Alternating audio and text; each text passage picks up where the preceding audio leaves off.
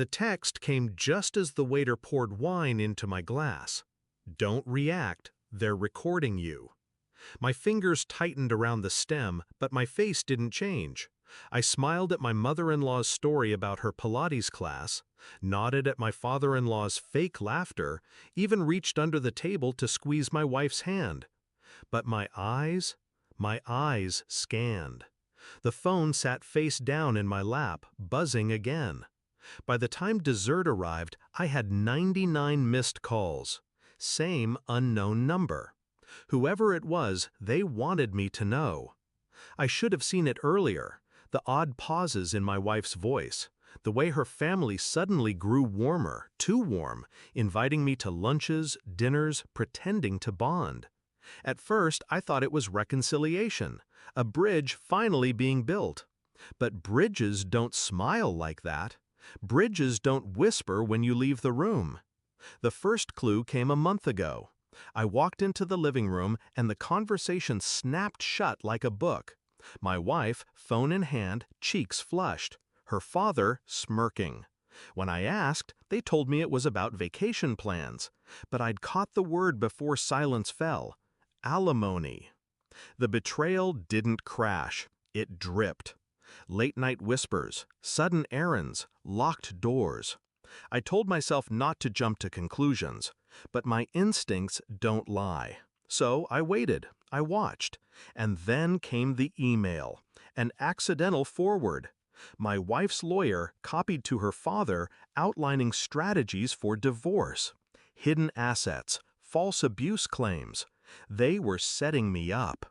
I didn't break, I didn't scream. I played along, kissed her goodnight, laughed at her mother's jokes, picked up the check when we went out. And at night, I documented everything. Bank statements, phone records, cameras hidden in plain sight. They thought they were building a case. They didn't realize I was building mine. So when the text arrived at lunch, I knew. They wanted a show. They wanted me angry, cornered, exposed on camera. But I gave them nothing, just smiles and small talk. Inside, though, I was already 3 moves ahead. The next morning, I called the unknown number back. A man's voice answered. Calm, direct. He was an investigator I'd hired months earlier. Silent, invisible. He had intercepted their communications, recorded their meetings. He had enough to bury them. That was the moment my fear evaporated. Execution was simple.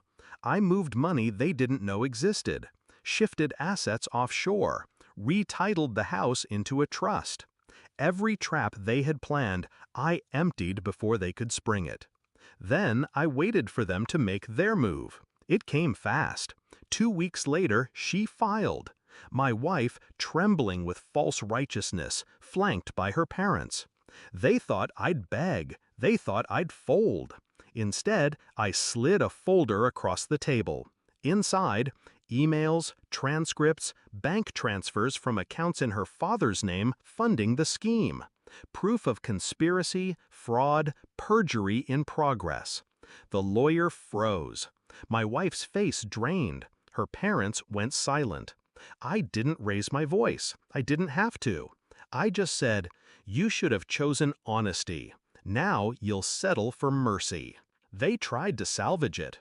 Her father offered negotiations. Her mother cried. My wife whispered apologies she didn't mean. But it was too late. My lawyer filed countersuits. Assets reverted to me. Their lies collapsed under evidence so precise it cut like glass. The recording they had planned to use against me? I turned it into evidence of entrapment. By the time the dust settled, they were the ones drowning, in debt, in shame, in silence. I think about that lunch sometimes, how they smiled at me while plotting to strip me bare, how they thought I was the fool in the room. But fools don't wait. Fools don't gather evidence in silence. Fools don't walk out of court with everything intact while their enemies fall apart. Now the calls have stopped. The texts, too. My wife is gone. Her family doesn't speak my name. And me? I'm free. Not because I fought louder, but because I fought smarter. Final reflection. They wanted a performance. I gave them a confession. And the only recording that mattered was the one that destroyed them.